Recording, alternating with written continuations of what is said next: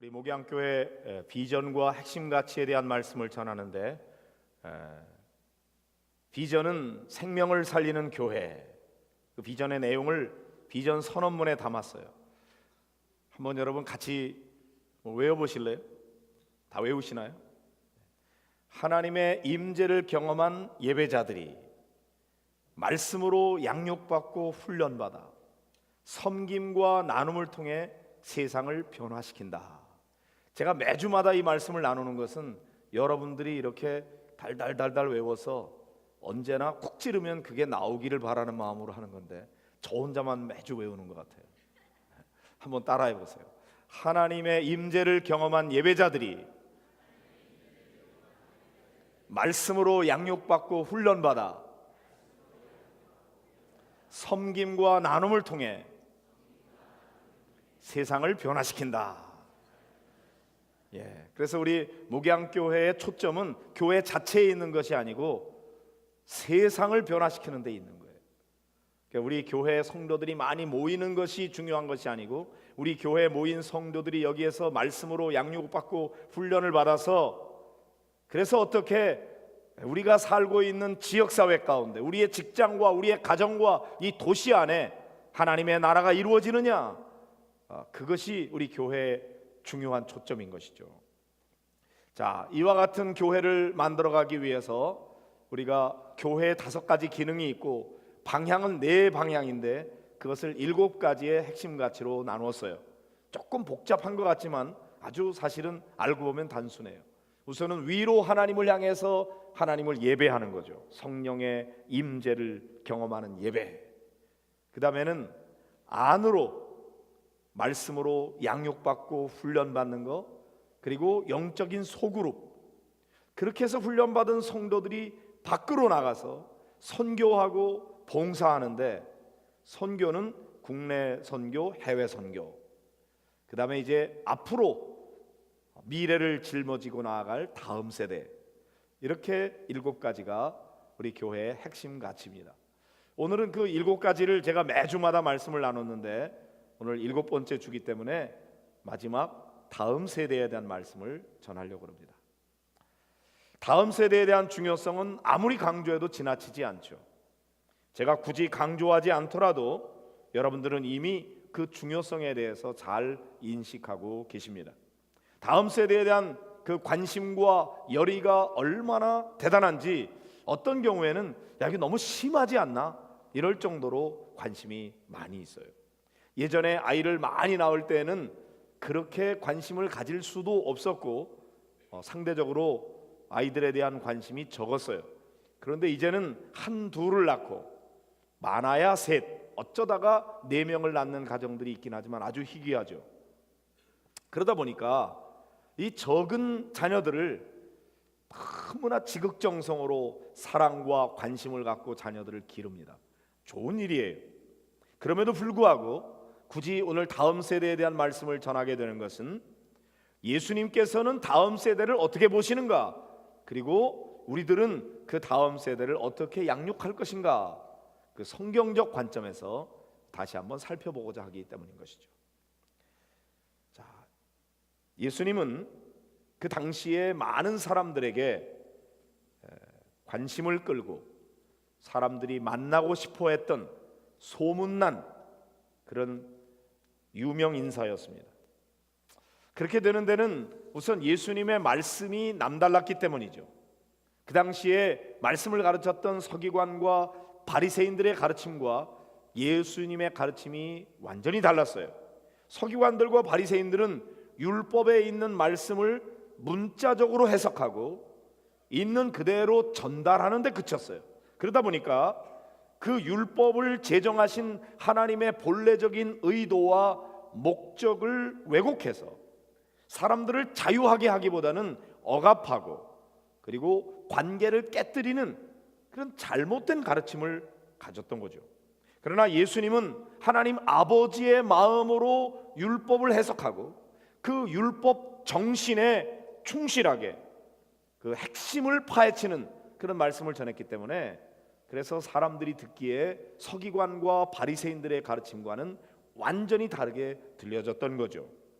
자, 이러한 예수님의 말씀이 기존 세력들에게는 너무나 혁명적인 말씀으로 들려지게 됐고, 그런 기존 사회 질서를 깨뜨리는 것처럼 대단히 위험스럽게 보았기 때문에 저 예수를 가만뒀다가는 안 되겠다 이렇게 생각하고 결국 예수님을 십자가에 못 박아 죽이는 그런 결과를 가져오게 됐죠. 그러나 이런 기존 세력들에 의해서 억압을 당하던 사람들에게는 예수님의 말씀이 속을 시원하게 만들어주는, 요즘 표현으로 말하면은 사이다 역할을 한 거예요.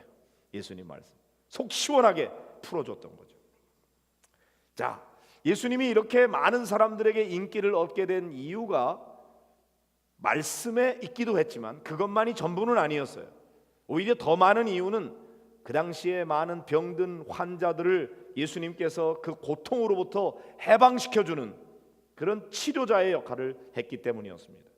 사실 의술이 발달되지 않았던 당시에는 별의별 질병들이 많이 있었고 약도 변변치 않았기 때문에 한번 병에 걸리면 별것도 아닌 병인데도 불구하고 그것 때문에 고생도 많이 하고 심지어는 사람이 젊은 나이에 죽기도 했던 거죠. 요즘도 마찬가지예요.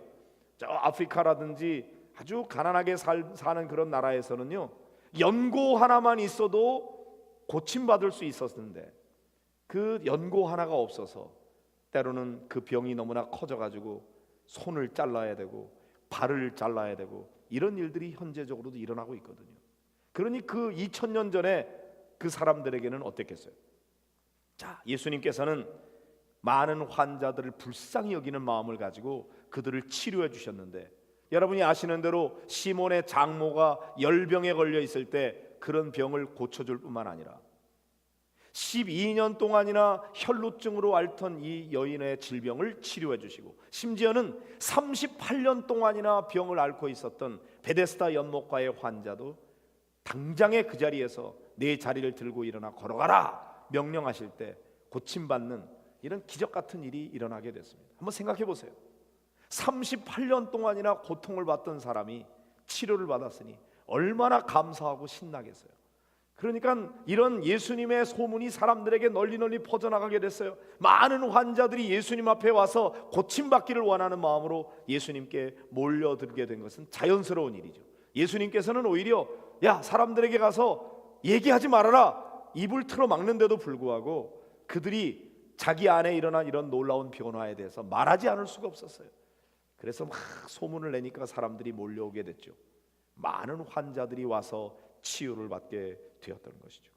근데 여러분, 이런 정도가 아니라 소위 안전뱅이라고 일컬어지는 이 지체 장애인들, 그런 사람들이 걷지도 못하는 사람이 뻘떡 일어나서 뭐 걷는 일들이 일어나는가 하면은 시각 장애인의 눈을 뜨게 해서 못 보던 사람이 볼 수 있게 되고, 청각 장애인이 소리도 못 들었는데 소리가 들릴 뿐만 아니라 입이 풀리면서 말을 할 수 있게 되고, 귀신을 쫓아내고 심지어는 죽은 자도 살려내는 이런 엄청난 기적을 행하게 됐던 거죠. 그러니 예수님의 인기가 하늘을 치솟았습니다. 거기다가 오병이어의 기적 같은 내용을 보면은 배고픈 사람들이 많이 있었는데 그 사람들에게 예수님께서 먹거리를 해결해 주는 그런 놀라운 은혜를 베풀어 주셨어요.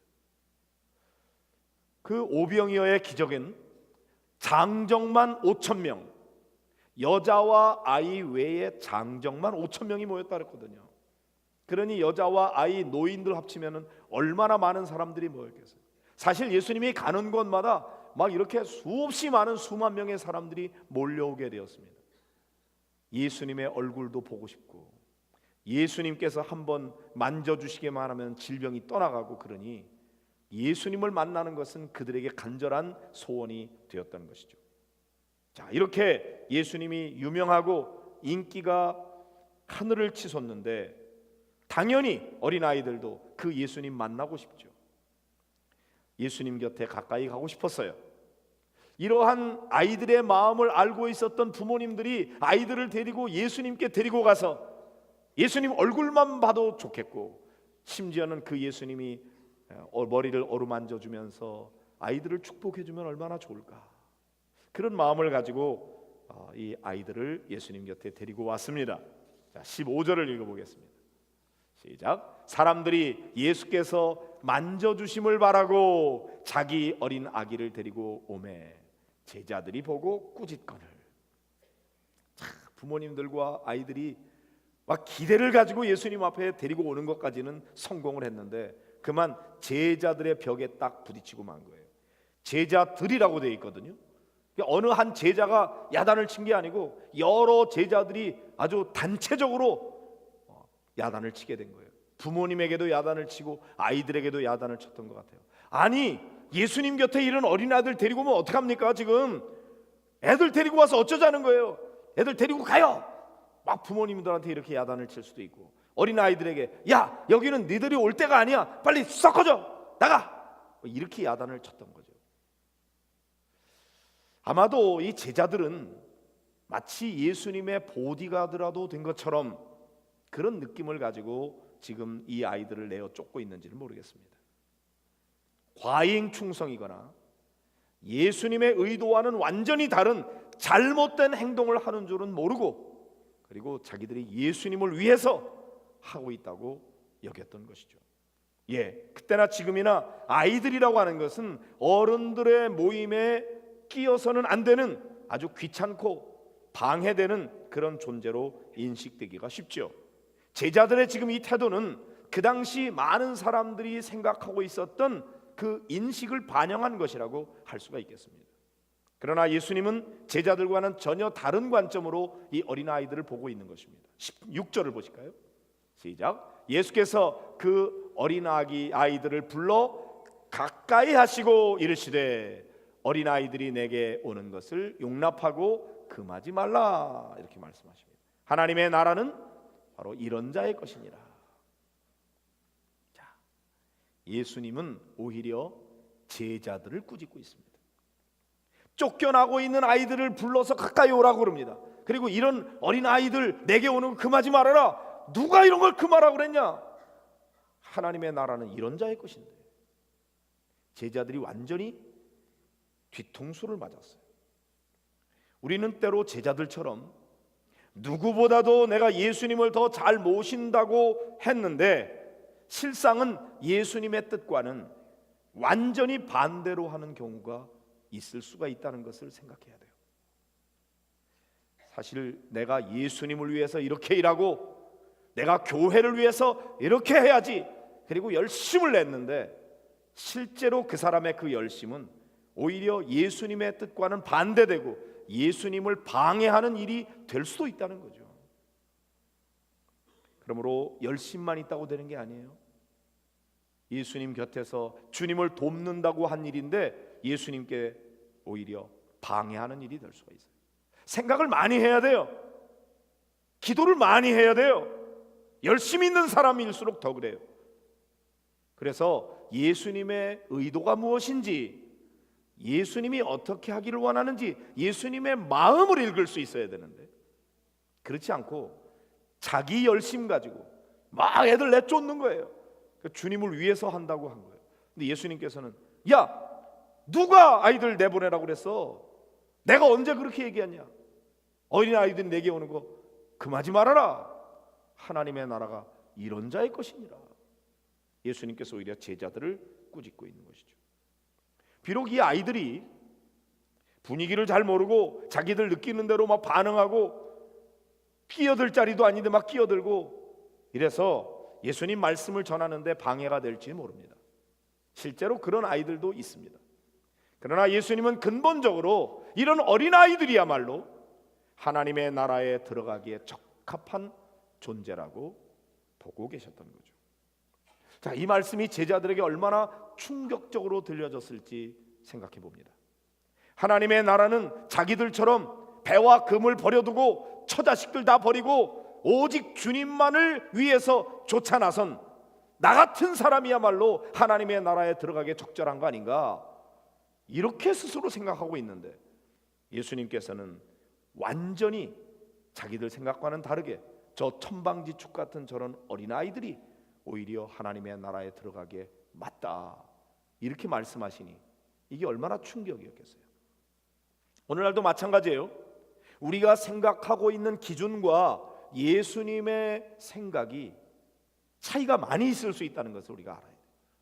마태복음 7장 21절부터 23절의 말씀을 그런 관점에서 한번 읽어보시기 바랍니다. 시작. 나더러 주여 주여 하는 자마다 다 천국에 들어갈 것이 아니요 다만 하늘에 계신 내 아버지의 뜻대로 행하는 자라야 들어가리라.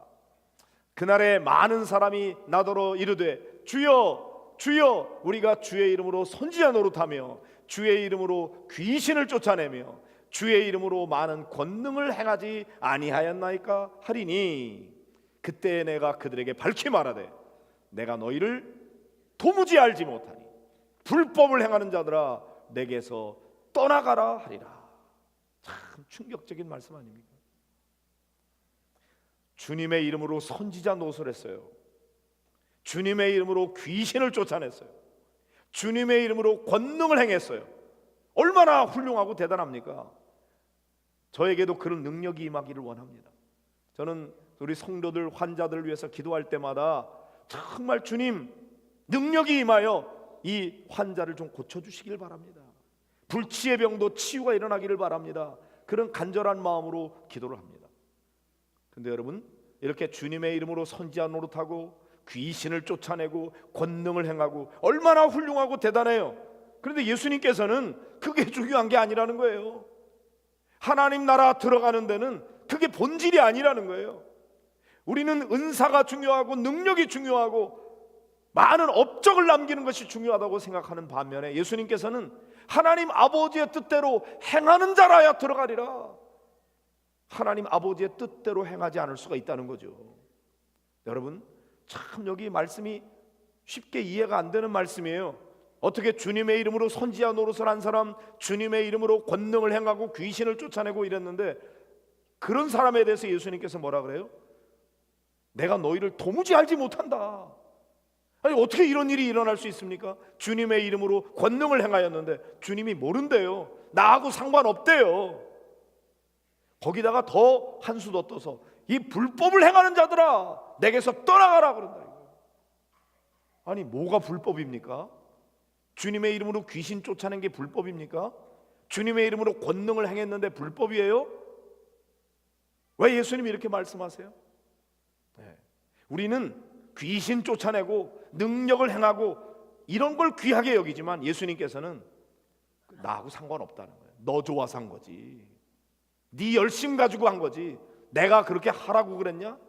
나는 너희들이 하나님 아버지의 뜻대로 행하라고 그랬어. 그런데 너희는 하나님 아버지의 뜻은 생각하지 아니하고 너 좋을 대로 너 인기 없고 네 열심 가지고 그렇게 한 거 불법이야. 이 불법을 행하는 자들아 내게서 떠나가라. 나는 너희를 도무지 알지 못한다. 이렇게 말씀하신다는 거죠. 너무나 충격적인 말씀이에요.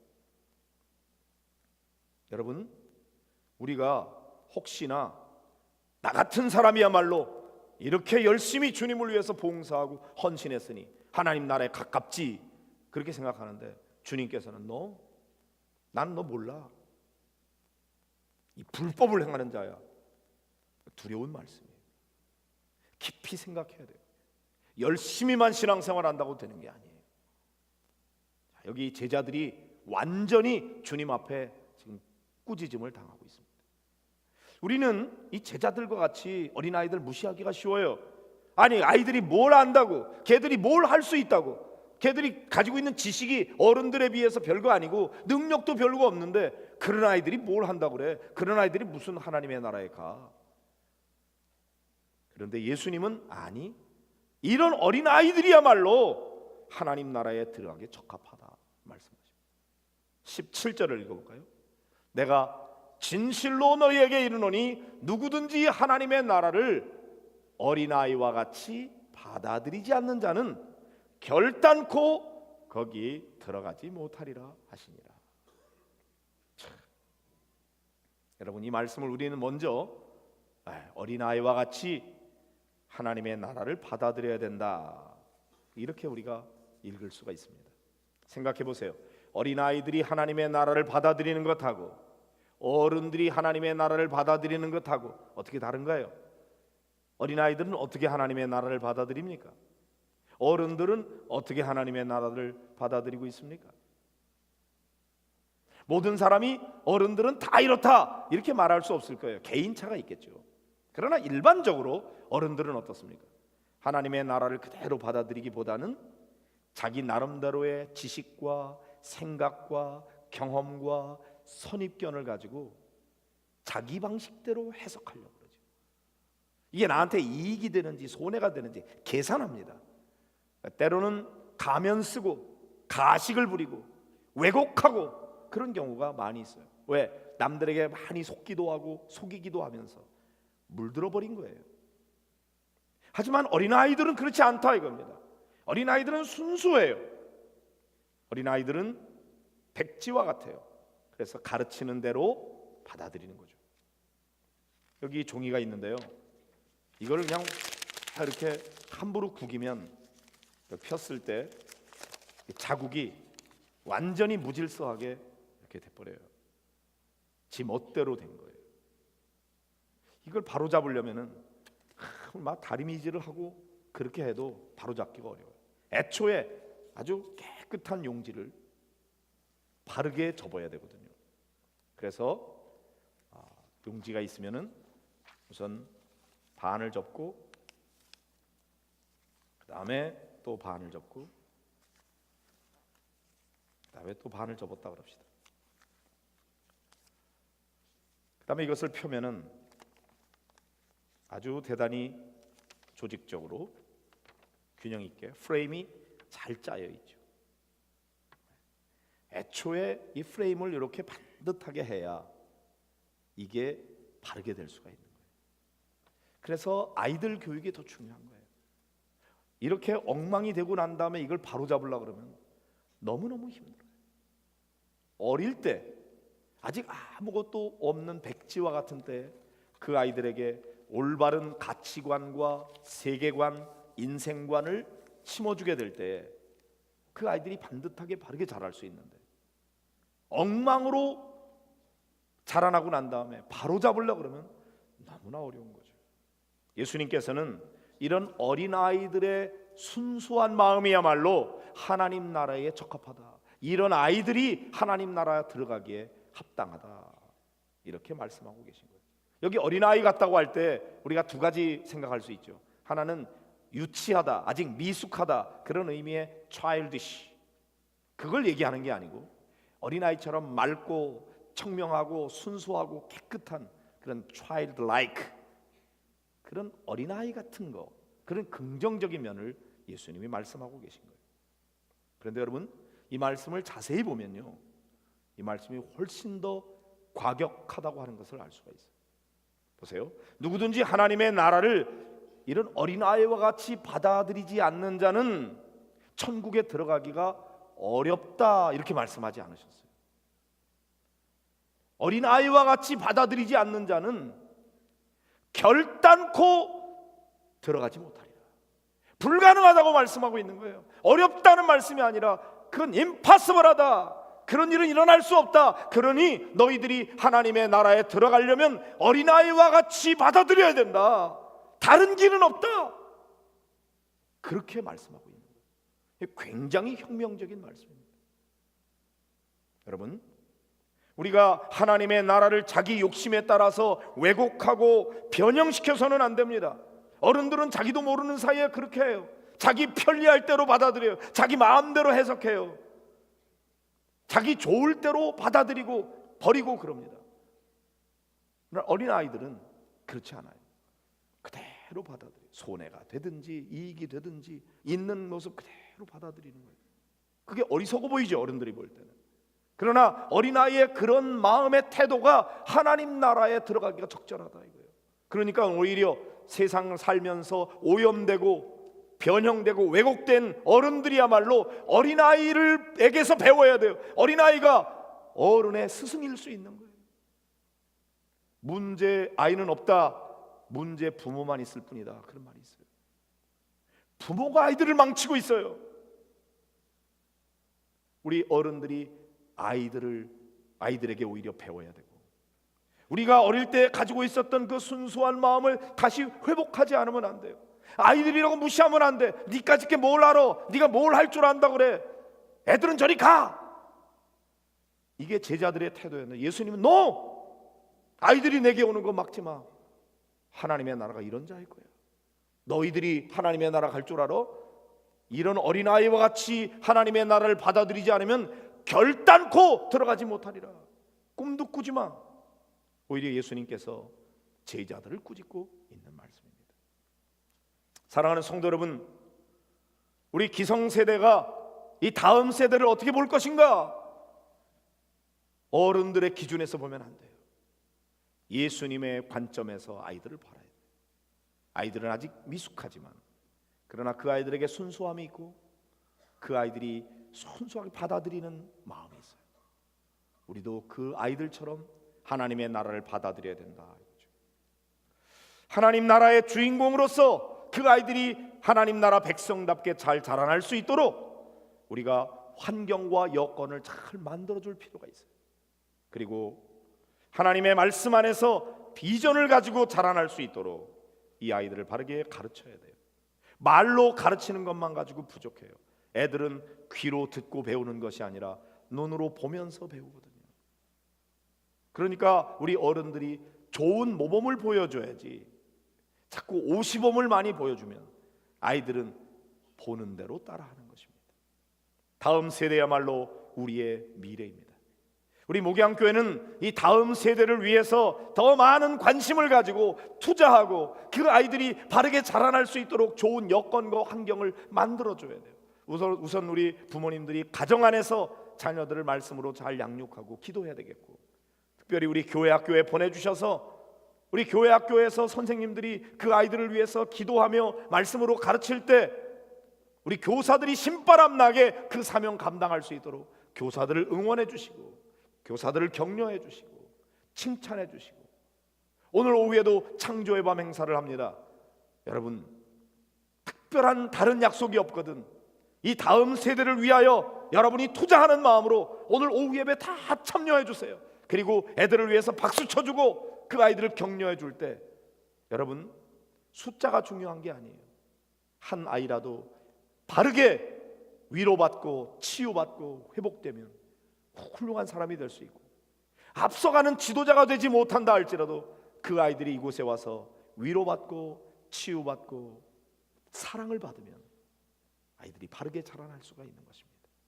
그 중에 몇 명이라도 훌륭한 지도자가 나오면 그 지도자의 영향력은 엄청나게 큰 거예요.